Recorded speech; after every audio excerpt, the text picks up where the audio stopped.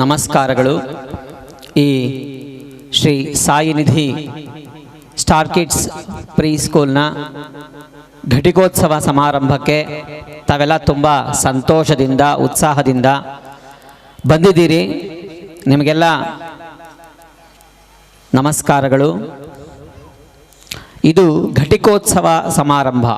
ಗ್ರಾಜ್ಯುಯೇಷನ್ಗೆ ಕನ್ನಡದಲ್ಲಿ ಘಟಿಕೋತ್ಸವ ಅಂತ ಕರೀತಾರೆ. ಈ ಘಟಿಕೋತ್ಸವ ಅನ್ನೋ ಕಲ್ಪನೆ ಬಂದಿದ್ದು ನಮ್ಮ ಭಾರತದ ಪ್ರಾಚೀನ ಮಹಾ ವಿಶ್ವವಿದ್ಯಾಲಯಗಳಾದ ನಳಂದ ವಿಶ್ವವಿದ್ಯಾಲಯ ಮತ್ತು ವಿಕ್ರಮಶೀಲ ವಿಶ್ವವಿದ್ಯಾನಿಲಯಗಳಿಂದ. ಈ ಗ್ರಾಜ್ಯುಯೇಷನ್ ಡೇ ಅಥವಾ ಘಟಿಕೋತ್ಸವನ ನಾವು ನಳಂದ ವಿಶ್ವವಿದ್ಯಾಲಯದಲ್ಲೇ ನೋಡ್ತಾ ಇದ್ವಿ. ಅದು ಹೇಗಿರ್ತಾ ಇತ್ತು ಅಂದರೆ, ಘಟಿಕ ಅಂದರೆ ಮಡಕೆ, ಮಣ್ಣಿನ ಮಡಕೆ, ಕುಂಭ. ಅಲ್ಲಿ ಮಕ್ಕಳು, ಅದು ಗುರುಕುಲ ಪದ್ಧತಿಯಲ್ಲಿ ಇದ್ದಿದ್ದರಿಂದ, ಅದೊಂದು ರೆಸಿಡೆನ್ಷಿಯಲ್ ಸ್ಕೂಲ್ ಆಗಿದ್ದರಿಂದ ಅವರಿಗೆ ಗಣಿತ, ವಿಜ್ಞಾನ, ಭೌತಶಾಸ್ತ್ರ, ರಸಾಯನಶಾಸ್ತ್ರ, ವ್ಯಾಕರಣ, ತರ್ಕಶಾಸ್ತ್ರ ಈ ರೀತಿ ಬೇರೆ ಬೇರೆ ಬೇರೆ ಬೇರೆ ಶಾಸ್ತ್ರಗಳನ್ನು ಹೇಳ್ಕೊಡ್ತಾ ಇದ್ರು. ಅಲ್ಲಿ ಒಂದು 8 ಮಡಕೆಗಳನ್ನು ಇಟ್ಟು ಆ ಒಂದೊಂದು ಮಡಕೆಗೆ ಮೇಲೆ ತರ್ಕಶಾಸ್ತ್ರ, ಗಣಿತ, ವಿಜ್ಞಾನ, ಪುರಾಣ ಅಂತ ಒಂದು ಲೇಬಲನ್ನು ಹಾಕ್ಬಿಡ್ತಾ ಇದ್ರು. ಆ ಮಡಕೆ ಒಳಗಡೆ ಆ ಲೇಬಲ್ ಏನಿತ್ತು ವಿಷಯ, ಆ ವಿಷಯಕ್ಕೆ ಸಂಬಂಧಪಟ್ಟಂಥ ಪ್ರಶ್ನೆಗಳನ್ನು ಬರೆದು ಆ ಮಡಕೆ ಒಳಗಡೆ ತುಂಬ್ತಾ ಇದ್ರು. ಆಮೇಲೆ ಯಾವುದಾದ್ರೂ ವಿದ್ಯಾರ್ಥಿ ಬಂದರೆ ಅಲ್ಲಿನ ಅಧ್ಯಾಪಕರು ಒಂದೊಂದು ಮಡಕೆಯಿಂದ ಒಂದೊಂದು ಪ್ರಶ್ನೆಯನ್ನು ಎತ್ಕೊಳ್ಳೋದು, ಪ್ರಶ್ನೆಯನ್ನು ಕೇಳೋದು. ಆಗ ಹುಡುಗ ಆ ಪ್ರಶ್ನೆಗೆ ಉತ್ತರಿಸಬೇಕಾಗಿತ್ತು. ಯಾವ ಪ್ರಶ್ನೆ ಬರುತ್ತೆ ಅಂತ ಅಧ್ಯಾಪಕರಿಗೂ ಗೊತ್ತಿರ್ತಾ ಇರಲಿಲ್ಲ, ವಿದ್ಯಾರ್ಥಿಗೂ ಗೊತ್ತಿರ್ತಾ ಇರಲಿಲ್ಲ. ಆನ್ ಸ್ಪಾಟಲ್ಲಿ ಆ ಚೀಟಿ ಎತ್ಕೊಂಡು ಯಾವ ಪ್ರಶ್ನೆ ಬರುತ್ತೋ ಆ ಪ್ರಶ್ನೆಯನ್ನು ಓದೋರು. ಈ ಥರ ಒಂದು ಕಾರ್ಯಕ್ರಮ ಆಯೋಜನೆ ಮಾಡಿ ಆಗ ಆ ಹುಡುಗ ವೇದಿಕೆ ಮೇಲೆ ಅದಕ್ಕೆ ಉತ್ತರ ಕೊಡೋನು. ಎಲ್ಲ ಮಡಕೆಗಳು ಮುಗಿದ ಮೇಲೆ, ಎಲ್ಲ ಶಾಸ್ತ್ರಗಳ ಪ್ರಶ್ನೆಗಳು ಮುಗಿದ ಮೇಲೆ ಅವನಿಗೊಂದು ಪ್ರಮಾಣ ಪತ್ರವನ್ನು ಕೊಡೋರು. ಈ ರೀತಿ ಘಟಿಕೋತ್ಸವ ಎಂಬ ಪರಿಕಲ್ಪನೆ ಹುಟ್ಟಿಕೊಂಡು ಈಗ ಆಧುನಿಕತೆಯ ಸ್ಪರ್ಶವನ್ನು ಪಡೆದು ಗ್ರಾಜ್ಯುಯೇಷನ್ ಡೇ ಅಂತಾಗಿದೆ. ಇಲ್ಲಿ ನಾನು ಮುಖ್ಯ ಅತಿಥಿಯಾಗಿ ನಿಮ್ಮ ಮುಂದೆ ನಿಂತಿದ್ದೇನೆ. ನೀವೆಲ್ಲ ಚಿಕ್ಕ ವಯಸ್ಸಲ್ಲಿ ಎಕ್ಸಾಮಲ್ಲಿ ಪ್ರಶ್ನೆ ಪತ್ರಿಕೆಯಲ್ಲಿ ಒಂದು ಕ್ವಶನ್ ಬರ್ತಾ ಇತ್ತು, ಈಗಲೂ ಬರುತ್ತೆ ಮಕ್ಕಳಿಗೆ. ಗುಂಪಿಗೆ ಸೇರದ ಪದವನ್ನು ಆರಿಸಿ ಬರೆಯಿರಿ ಅಂತ. ಅಂದರೆ ಅಲ್ಲಿ 4 ಪದಗಳಿರ್ತವೆ, 3 ಹೊಂದಾಣಿಕೆ ಆಗುತ್ತೆ, ಒಂದು ಹೊಂದಲ್ಲ. ಆ ಯಾವ್ದು ಹೊಂದಲ್ಲೋ ಅದು ಗುಂಪಿಗೆ ಸೇರಿದ ಪದ. ಈ ಸಮಾರಂಭದಲ್ಲಿ ನಾನು ಗುಂಪಿಗೆ ಸೇರಿದ ಪದನೇನು ಅಂತ ನನಗೆ ಅನಿಸ್ಬಿಡುತ್ತೆ. ಯಾಕಂದರೆ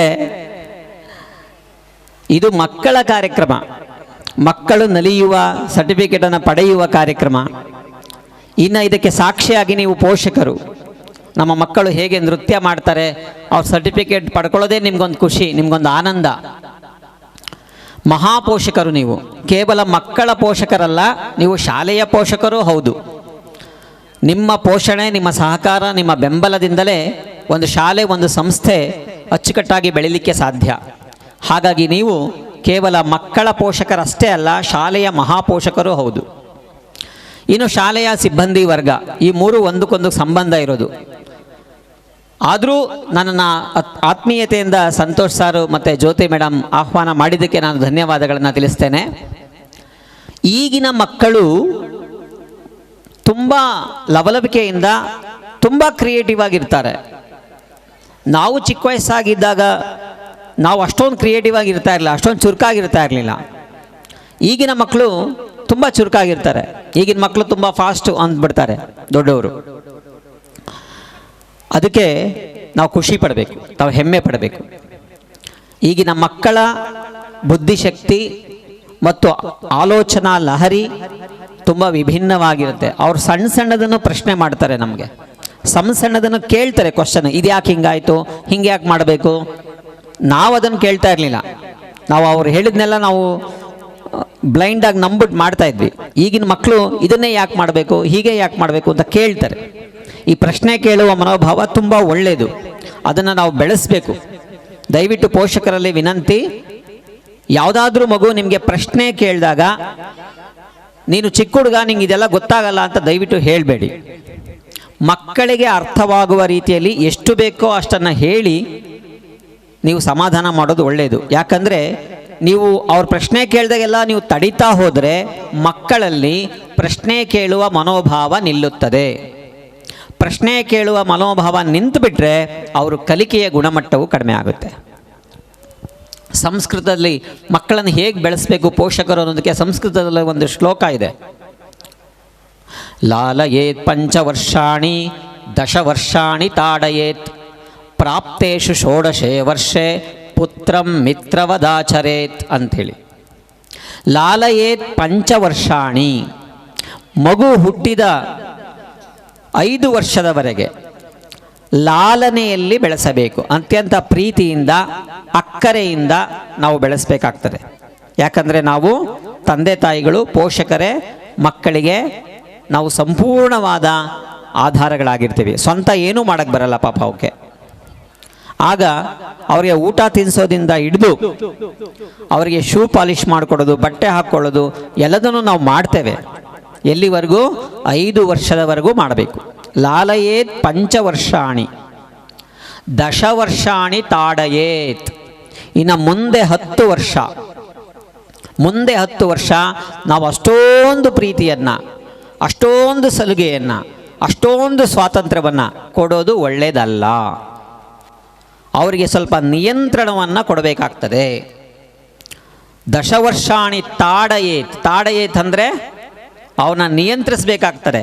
ಈಗ ಹೊಡೆಯೋ ಹಾಗಿಲ್ಲ ಅಲ್ವಾ? ಶಾಲೆಗಳಲ್ಲಿ ಶಿಕ್ಷಕರು ಹೊಡೆಯೋ ಹಾಗಿಲ್ಲ, ಮನೆಯಲ್ಲಿ ತಂದೆ ತಾಯಿಗಳು ಹೊಡೆಯೋ ಹಾಗಿಲ್ಲ.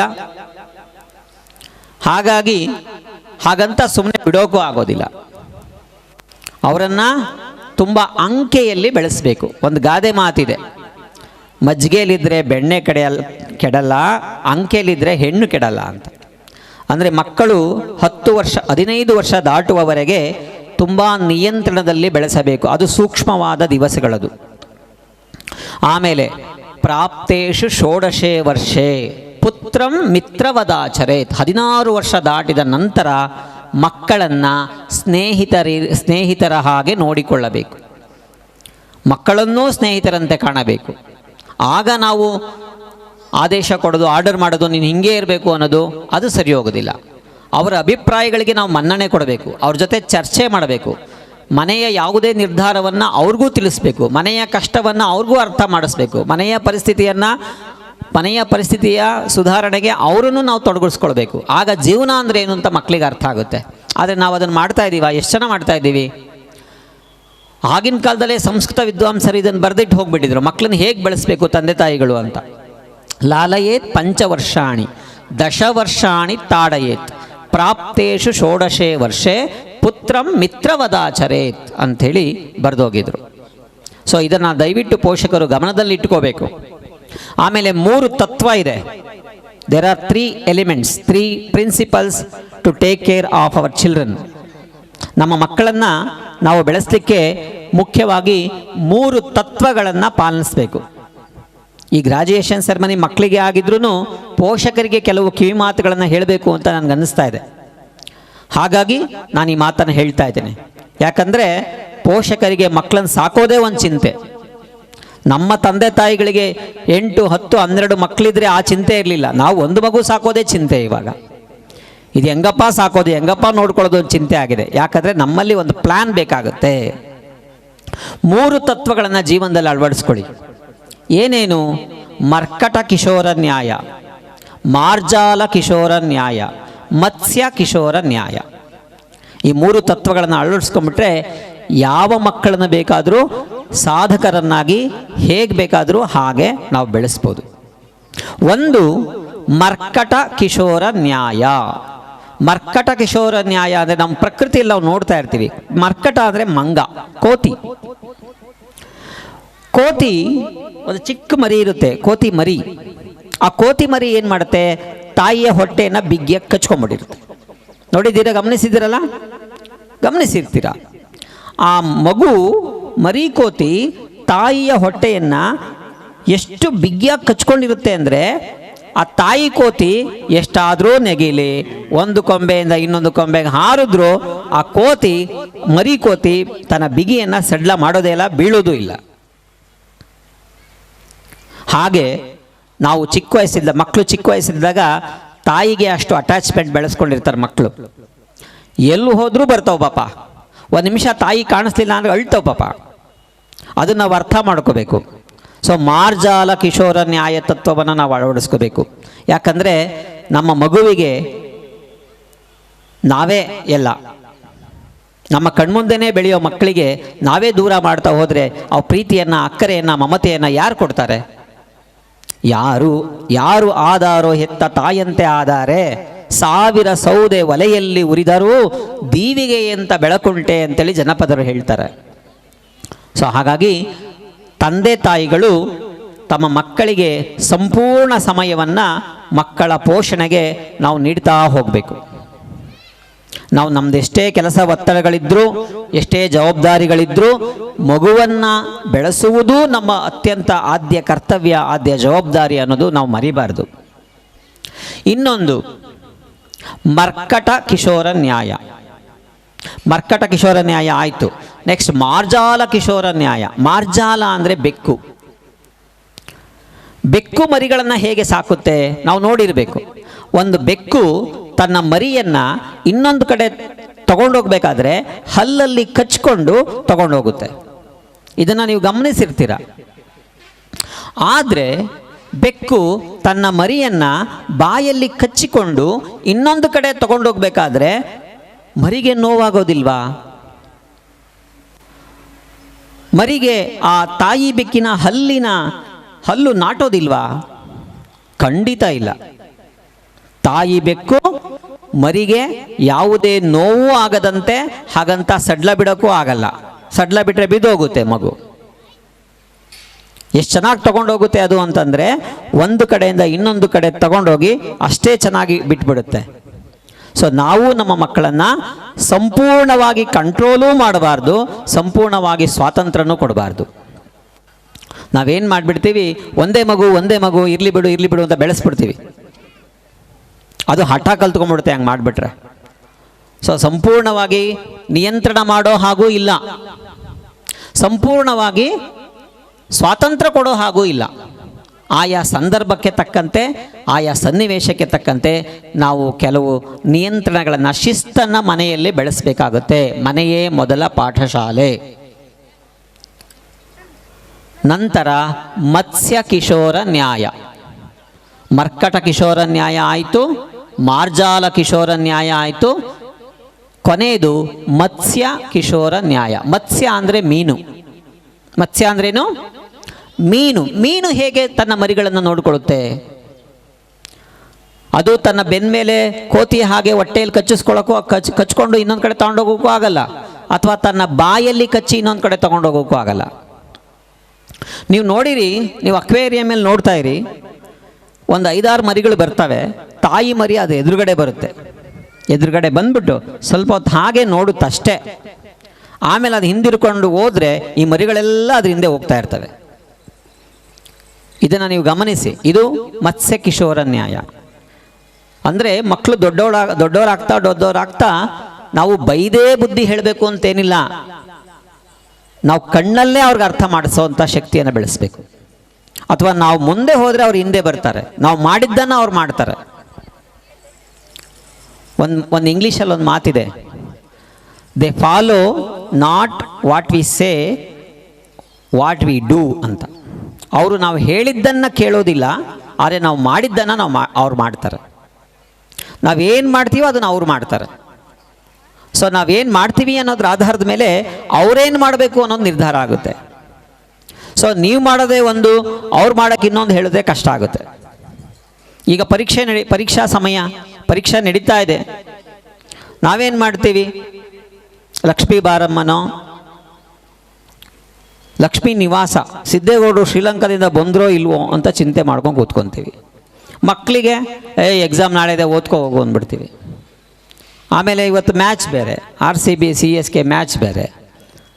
ನೀವು ಅವ್ರನ್ನ ಒಳಗಡೆ ಕೂರಿಸ್ಬಿಟ್ಟು ನೀವು ಮ್ಯಾಚ್ ನೋಡ್ಕೊಂಡು ಕೂತ್ಕೊಂಡ್ರೆ ಅಪ್ಪ ಸ್ಕೋರ್ ಎಷ್ಟಾಯಿತು, ಅಮ್ಮ ಸ್ಕೋರ್ ಎಷ್ಟಾಯಿತು ಅಂತ ಪದೇ ಪದೇ ಬರ್ತಾ ಇರುತ್ತೆ. ಅದು ಓದೋಕ್ಕೆ ಗಾನ ಎಲ್ಲೋಗುತ್ತೆ. ಸೊ ನೀವು ಕೆಲವು ತ್ಯಾಗಗಳನ್ನು, ಸ್ಯಾಕ್ರಿಫೈಸ್ನ ಮಾಡಬೇಕಾಗುತ್ತೆ ಮಗುವಿಗೋಸ್ಕರ. ಮಗು ಇಲ್ದಾಗ ನೀವು ನೋಡ್ಕೋಬೋದು, ತೊಂದರೆ ಇಲ್ಲ. ಸೊ ಹೀಗೆ ಮರ್ಕಟ ಕಿಶೋರ ನ್ಯಾಯ, ಮಾರ್ಜಾಲ ಕಿಶೋರ ನ್ಯಾಯ ಮತ್ತು ಮತ್ಸ್ಯ ಕಿಶೋರ ನ್ಯಾಯ, ಈ 3 ತತ್ವಗಳನ್ನು ನಾವು ಜೀವನದಲ್ಲಿ ಅಳವಡಿಸ್ಕೊಂಡು ನಮ್ಮ ಮಕ್ಕಳನ್ನು ಬೆಳೆಸಬೇಕಾಗುತ್ತೆ. ಯಾಕಂದರೆ ಇವತ್ತಿನ ಮಕ್ಕಳು ಮುಂದಿನ ಭವಿಷ್ಯದ ಕುಡಿಗಳು. ನಿಮ್ಮ ಕನಸನ್ನು ನನಸು ಮಾಡೋದು ಅವರೇ, ನಿಮ್ಮ ಆಸ್ತಿ ಅವರೇ. ಒಂದು ಮಾತಿದೆ, ಅವರಿಗಾಗಿ ಮಕ್ಕಳಿಗಾಗಿ ಆಸ್ತಿ ಮಾಡಬೇಡಿ, ಮಕ್ಕಳನ್ನೇ ಆಸ್ತಿಯನ್ನಾಗಿ ಮಾಡಿ ಅಂಥೇಳಿ. ಅವರಿಗೆ ನಾವು ವಿದ್ಯಾವಂತನಾಗು, ಬುದ್ಧಿವಂತನಾಗು ಅಂತ ಹೇಳ್ಕೊಡೋದು ಅಷ್ಟೇ ಮುಖ್ಯ ಅಲ್ಲ, ವಿನಯಶೀಲನಾಗು ಅನ್ನೋದನ್ನು ಹೇಳ್ಕೊಡ್ಬೇಕು. ಇನ್ನೊಬ್ಬರನ್ನು ಗೌರವಿಸು ಅಂತಲೂ ಹೇಳ್ಕೊಡ್ಬೇಕು. ಉತ್ತಮ ನಾಗರಿಕನಾಗು ಅಂತಲೂ ಹೇಳ್ಕೊಡ್ಬೇಕು. ಜನಪದರು ಆಚಾರಕ್ಕರಸಾಗು, ನೀತಿಗೆ ಪ್ರಭುವಾಗು, ಮಾತಿನಲ್ಲಿ ಚೂಡಾಮಣಿಯಾಗು, ನನಕಂದ ಜ್ಯೋತಿಯೇ ಆಗು ಜಗಕ್ಕೆಲ್ಲ ಅಂತ ಹೇಳ್ತಾರೆ. ಆಚಾರವನ್ನು ಕಲಿಸಿ ಮಕ್ಕಳಿಗೆ, ಮನೆಯ ಆಚಾರವನ್ನು ಕಲಿಸಿ ರೂಢಿ ಮಾಡಿಸಿ. ಆಮೇಲೆ ನೀತಿಗೆ ಪ್ರಭುವಾಗು, ನೀತಿಯನ್ನು ಹೇಳ್ಕೊಡಿ, ಮಾನವೀಯತೆಯನ್ನು ಹೇಳ್ಕೊಡಿ, ಸತ್ಯ ಹೇಳೋದು ಹೇಳ್ಕೊಡಿ, ಹಿರಿಯರಿಗೆ ಗೌರವ ಕೊಡೋದು ಹೇಳ್ಕೊಡಿ, ಕಷ್ಟದಲ್ಲಿದ್ದವರಿಗೆ ಸಹಾಯ ಮಾಡೋದು ಹೇಳ್ಕೊಡಿ, ಅತಿಥಿ ಸತ್ಕಾರ ಮಾಡೋದು ಹೇಳ್ಕೊಡಿ. ಇವತ್ತೆಷ್ಟೋ ಜನ ಮನೆಗೆ ಬಂದರೆ ಅತಿಥಿಗಳು ಮಕ್ಕಳು ಮಾತಾಡ್ಸೋದೇ ಇಲ್ಲ, ರೂಮಲ್ಲಿ ಹೋಗಿ ಬಾಗ್ಲಾಕೊಂಡ್ಬಿಡ್ತಾರೆ. ಅವ್ರು ಹೋದ್ಮೇಲೆ ಕರೀರಿ ಬರ್ತೀವಿ ಅಂದ್ಬಿಡ್ತಾರೆ. ಅತಿಥಿ ಸತ್ಕಾರ ಮಾಡೋದು ಹೇಳ್ಕೊಡಿ. ಆಮೇಲೆ ಮಾತಿನಲ್ಲಿ ಚೂಡಾಮಣಿಯಾಗು, ಅವರಿಗೆ ಯಾರತ್ರ ಹೇಗೆ ಎಷ್ಟು ಮಾತಾಡಬೇಕು ಅನ್ನೋದನ್ನು ಕಲಿಸೋದು ತುಂಬ ಮುಖ್ಯ. ಮಾತೆ ಮುತ್ತು, ಮಾತೆ ಮೃತ್ಯು. ನಮ್ಮ ನಾಲಿಗೆ ಒಳ್ಳೆಯದಾದರೆ ನಾಡೆಲ್ಲ ಒಳ್ಳೆಯದು ಅಂತ ಒಂದು ಗಾದೆ. ನಾಲಿಗೆ ಒಳ್ಳೆಯದಾದರೆ ನಾಡೆಲ್ಲ ಒಳ್ಳೆಯದಂತೆ. ಅದನ್ನೇ ಬಸವಣ್ಣವರು ಅಯ್ಯ ಎಂದರೆ ಸ್ವರ್ಗ, ಎಲವೋ ಎಂದರೆ ನರಕ ಅಂತ ಹೇಳಿಬಿಟ್ರು. ಸೊ ಮಾತಿನಲ್ಲಿ ಚೂಡಾಮಣಿಯಾಗು, ನನಕಂದ ಜ್ಯೋತಿಯೇ ಆಗು ಜಗಕ್ಕೆಲ್ಲ ಅಂತ ಬೆಳೆಸ್ಬೇಕು ನಾವು. ನೀನು ಸೈಟ್ ಮಾಡು, ಬಂಗ್ಲೆ ತಗೋ, ಕಾರ್ ತಗೋ ಅನ್ನೋದು ಮುಖ್ಯ. ಅದ್ರ ಜೊತೆಗೆ ಜ್ಯೋತಿಯೇ ಆಗು ಜಗಕ್ಕೆಲ್ಲ ಅನ್ನೋದು ನಾವು ಹೇಳ್ಕೊಡ್ಬೇಕಾಗುತ್ತೆ. ಯಾವ ರೀತಿ ಜ್ಯೋತಿ ಆಗಬೇಕು? ನೊಂದವರ ಬಾಳಿಗೆ ಜ್ಯೋತಿ ಆಗಬೇಕು, ಅಜ್ಞಾನಿಗಳಿಗೆ ಜ್ಞಾನದ ಜ್ಯೋತಿ ಆಗಬೇಕು, ಕಷ್ಟದಲ್ಲಿದ್ದವರಿಗೆ ಸಹಾಯದ ಜ್ಯೋತಿ ಆಗಬೇಕು. ಅವರು ನಿಮ್ಮಿಂದ ಸಹಾಯ ಪಡೆದವರು ನಿಮ್ಮನ್ನು ನೆನೆಸ್ಕೋತಾರೆ. ಅದನ್ನು ನಾವು ಮಕ್ಕಳಿಗೆ ಹೇಳ್ಕೊಡ್ಬೇಕು. ಗೊತ್ತಾಯ್ತಾ? ಇಷ್ಟು ಹೇಳ್ತಾ, ನೀವೆಲ್ಲ ದೊಡ್ಡವರು, ನನಗಿಂತ ಹಿರಿಯರು, ಆದರೂ ಈ ಸಂದರ್ಭದಲ್ಲಿ, ಈ ವಿಶೇಷವಾದ ಸಂದರ್ಭದಲ್ಲಿ ಇಷ್ಟು ಮಾತಾಡಬೇಕು ಅಂತ ನನಗೆ ಅನ್ನಿಸ್ತು. ಹಾಗಾಗಿ ನನ್ನ ಅಭಿಪ್ರಾಯವನ್ನು ನಿಮ್ಗೆ ತಿಳಿಸಿದ್ದೇನೆ. ಇನ್ನು ಪುಟಾಣಿ ಮಕ್ಕಳು, ನೀವೆಲ್ಲ ತುಂಬ ಚೆನ್ನಾಗಿ ಡ್ರೆಸ್ ಮಾಡ್ಕೊಂಡು ಬಂದಿದ್ದೀರಿ, ಹೀಗೆ ಆಡ್ತೀರಿ, ಕುಣಿತೀರಿ, ಇದು ನಿಮ್ಮದೇ ದಿನ, ಚೆನ್ನಾಗಿ ಎಂಜಾಯ್ ಮಾಡಿ ಅಂತ ಹೇಳ್ತಾ, ಹಾಗೆ ನಮ್ಮ Shri Sai Nidhi star kids school, pre school ತುಂಬ ಇನ್ನೂ ಹೆಚ್ಚಿನ ಯಶಸ್ಸನ್ನು ಕಾಣಲಿ, ದಿನೇ ದಿನೇ ವೃದ್ಧಿ ಆಗ್ತಾ ಹೋಗಲಿ. ನಮ್ಮ ಸಂತೋಷ್ ಸರ್ ಮತ್ತು ಜ್ಯೋತಿ ಮೇಡಮ್ ಅವರ ಮಾರ್ಗದರ್ಶನದಲ್ಲಿ ಹಲವಾರು ಮಕ್ಕಳು ತಮ್ಮ ಜೀವನದ ದಾರಿಯ ಪಥವನ್ನು ಕಂಡುಕೊಳ್ಳಿ ಅಂತ ನಾನು ಆಶಿಸ್ತೇನೆ. ಯಾಕಂದರೆ ಇವರ ಡೆಡಿಕೇಶನ್ ನಂಗೆ ತುಂಬ ಇಷ್ಟ ಆಯಿತು. 10ನೇ ಕ್ಲಾಸ್ ಮಕ್ಕಳನ್ನ ಇಲ್ಲೇ ಉಳಿಸ್ಕೋತಾರೆ ಅವ್ರು ಓದ್ಕೊಳ್ಳೋದಕ್ಕೆ. ಅವ್ರ ಜೊತೆ ಸರ್ ಇರ್ತಾರೆ. ಅಷ್ಟು ಡೆಡಿಕೇಟೆಡ್ ಆಗಿ ಮಾಡೋದು ತುಂಬ ವಿರಳ ಆಗಿನ ಕಾಲದಲ್ಲಿ. ತಮ್ಮ ಮಕ್ಕಳು ಎಂಬ ಭಾವನೆಯಿಂದನೇ ಮಾತಾಡಿಸ್ತಾರೆ. ಯಾವುದೇ ಕಷ್ಟ ಸಂದರ್ಭ ಬಂದರೂ ಸ್ಪಂದಿಸ್ತಾರೆ. ಅಂಥ ಗುಣ ಬೆಳೆಸುತ್ತೆ ಅಂತ ಹೇಳ್ತಾ, ಎಲ್ಲ ಪೋಷಕರಿಗೂ ಮಕ್ಕಳಿಗೂ ಶುಭವಾಗಲಿ. ಎಲ್ಲರಿಗೂ ಯುಗಾದಿ ಹಬ್ಬದ ಮತ್ತು ರಂಜಾನ್ ಹಬ್ಬದ ಶುಭಾಶಯಗಳು. ಜೈ ಹಿಂದ್, ಜೈ ಕರ್ನಾಟಕ ಮಾತೆ.